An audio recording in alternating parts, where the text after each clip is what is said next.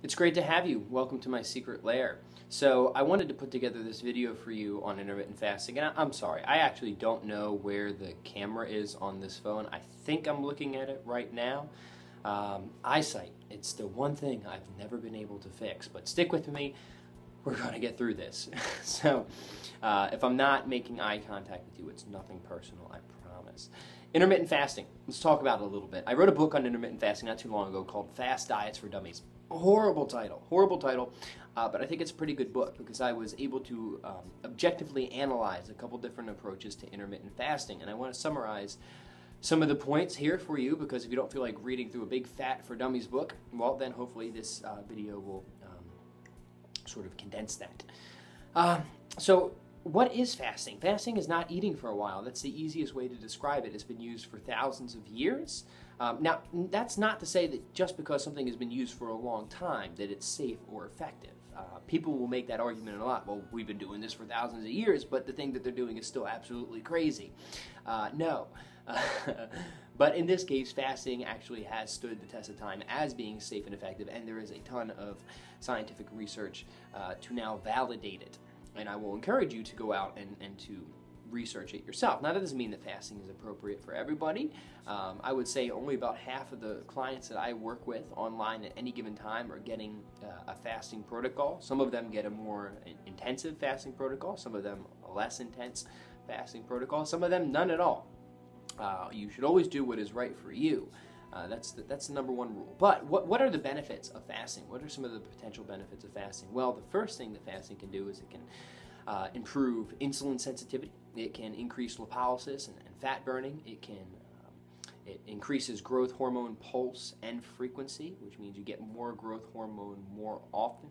It slows the aging process, and it can give you potential to build more muscle. Fasting will not build muscle for you, but by improving insulin sensitivity and sort of it works through the mTOR pathway, which is sort of our muscle building gene, and it can prime that pathway for you to build muscle.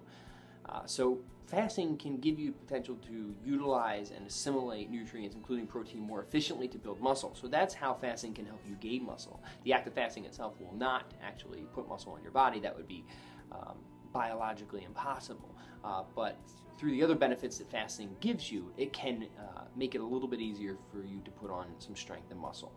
Of course, your exercise and diet otherwise will significantly influence that as well, but as always, everything works together. So those are the major benefits of fasting. People have been using it for, like I said, for thousands of years for health purposes, detoxification, and of course, spiritual purposes as well, which is not the purpose of this video, but it is very interesting to see how many cultures use fasting for a spiritual practice. Some people engaging in 7 to 14-day fasts and getting all sorts of wild and crazy with it. So, what is the easiest way to start fasting? The easiest way to start fasting is to skip breakfast a couple times a week.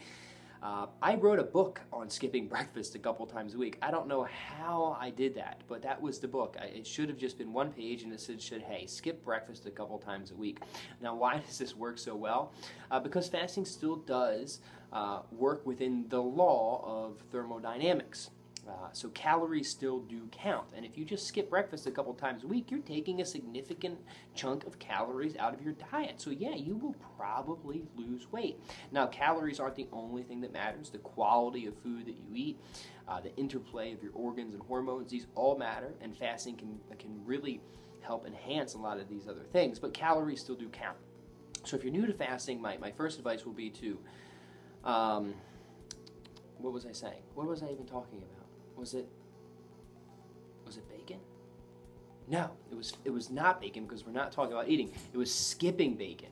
So so don't eat breakfast a couple times a week and see how you feel. If you feel a little lightheaded, if you feel a little low on energy, that's okay. That's normal sometimes. This could be a sign of metabolic inflexibility. So fasting can really help to increase metabolic flexibility, which it helps you become a more efficient fat burner and not just a sugar or carb burner.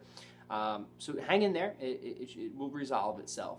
But don't do too much too soon. People get into fasting and they want to do like a 24 or 32 hour fast right away. And I tell them that's actually unreasonable.